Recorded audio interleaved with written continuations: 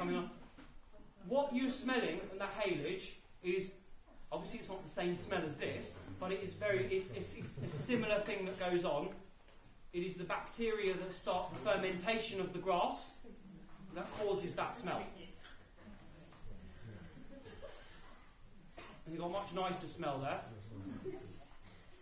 So in here there's billions and billions of microorganisms. Whatever is not digested chemically,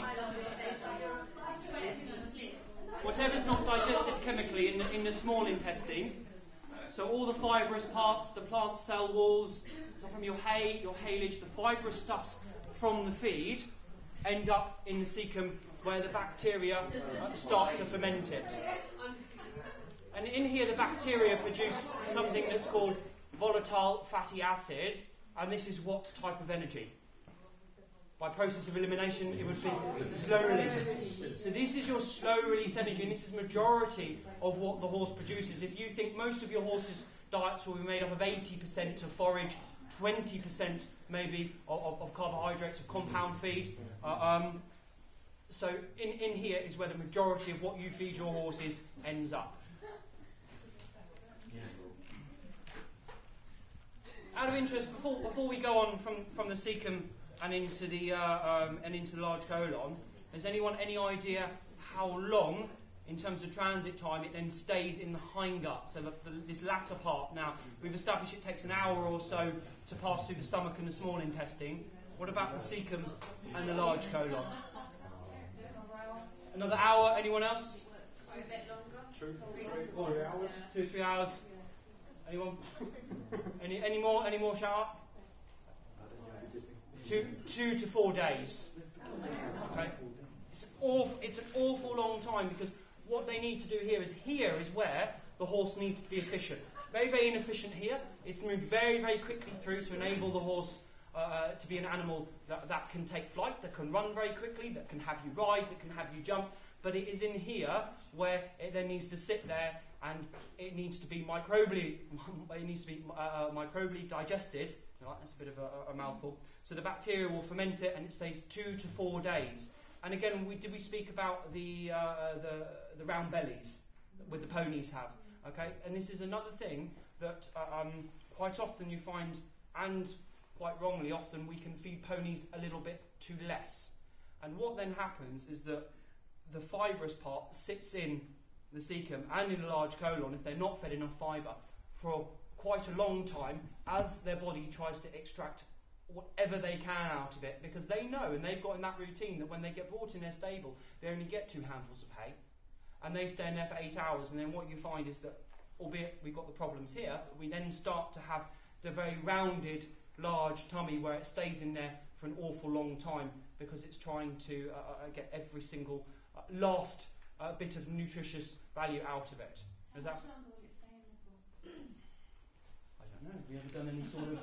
I don't think any work's been done. No, I don't think so. No, the problem is like Ian said, with cows, we can cut them in half while they're still eating, stick a tube in them, and they'll just stand there and eat. Whereas obviously we wouldn't want to do that with a horse, although maybe. And they run off as well. Yes, exactly. Cows don't care. Yes. Yeah, no, exactly. No, this is the thing. So, I suppose the only way you could really do it would be if we were to do some tests, maybe with some dye or something like that.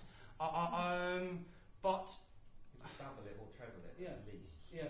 Yeah. I mean, I should imagine maybe 6 days, somewhere probably in that region. So your hay net that you've given your horse, most of you or all of you will have healthy horses that you've given your horse or pony before you come here. That couple of kilos of hay, you will be mucking that out on Monday. Okay, so just think about that's the sort of transit time that it stays in there.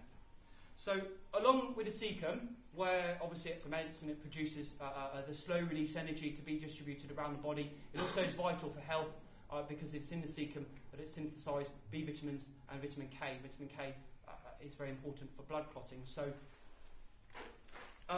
the point I think to take away with the cecum is that the bacteria in there are very, very, very sensitive, and any sudden change in bacteria in here, and it's the bacteria that cause that smell to come up. Any sudden change can cause digestive problems, leading from colic to laminitis. Okay, so it's very, very important for the horse's diet to stay the same.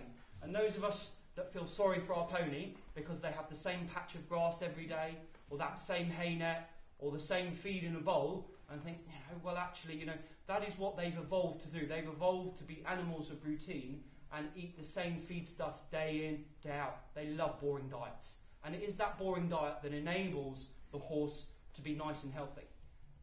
Think about in here that you've got the bugs for hay, you've got the bug for haylage maybe, you've got your grass bugs, all the different types, the billions in there. And to keep all these happy, every day they're getting that little bit of grass, that little bit of hay, that little bit of haylage. And if we come along one day and think, actually, do you know what?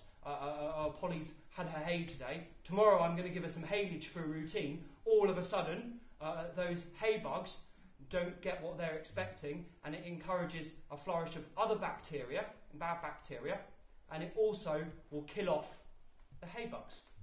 And when these bugs die in here, they then release toxins.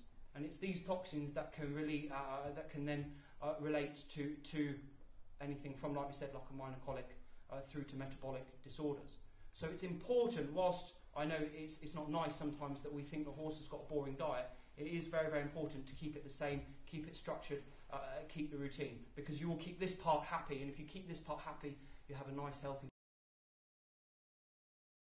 Once it's ended up in the cecum, it starts to go, once it's finished in the cecum, it then starts to go into the large colon, this rather ugly looking part of the horse. And in the large colon is very, very similar here to the cecum in the way that there are the billions of different types of bacteria, and they continue the microbial stage of digestion.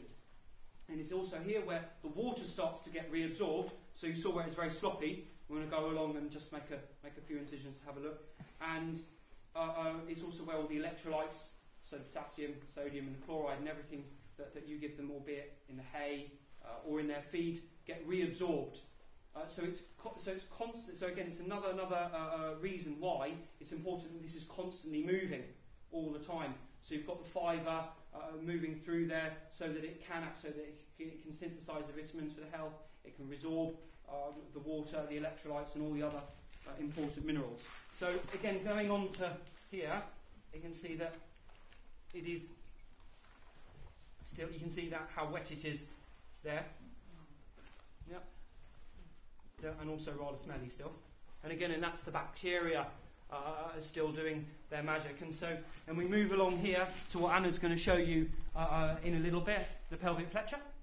And then we come back on itself, still moving in here, and we'll start to see, you can see there that it's already starting to get a lot drier.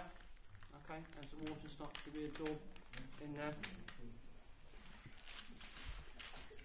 And then again, I mean, if anyone, does anyone want to, because I don't want to do too much to it, because Anna wants to use it, but does anyone want to come and have a feel?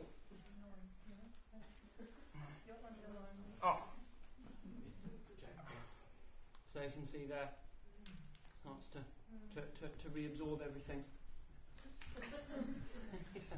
This is every day. Yeah.